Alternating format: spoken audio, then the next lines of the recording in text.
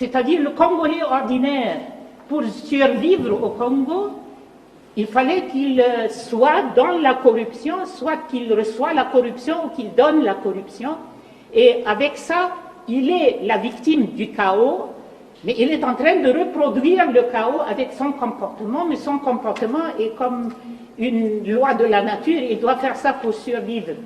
Et le chaos s'est enraciné dans le système de manière à ce qu'on puisse dire aujourd'hui que le système de reproduction du chaos, c'est devenu comme un cercle vicieux, ça se renforce de soi-même avec les rapports de force qui sont sur place et qui sont appuyés par des forces extérieures. Et ça, je suis un peu inquiète quand j'entends expliquer les programmes politiques ou ce qu'il faut faire au Congo et comment on va aboutir à réformer ou changer le système sans qu'on aborde le problème de la dépendance totale de ce qui se passe au Congo au niveau de la nomenclature. La nomenclature, c'est la classe politique qui a évolué au Congo et c'est une classe très restreinte.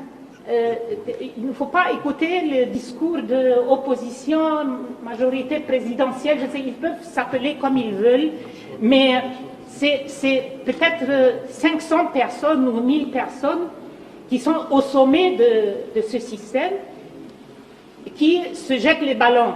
Je suis aujourd'hui oppositionnel, demain je suis avec tel. Il n'y a pas de programme, il n'y a rien, il y a simplement, c'est un mangeoire. Et celui qui fait la politique, il veut accéder à ce mangeoire. Point trait. Et il n'y a pas...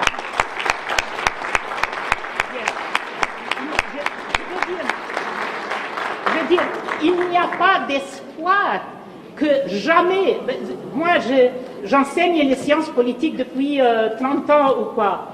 Et je vous dis que l'expérience humaine, l'expérience universelle nous dit qu'il n'y a pas de possibilité que ceux qui créent le chaos, vous pouvez vous adresser à eux pour dire « aidez-nous à maîtriser le chaos ». Ce n'est pas possible.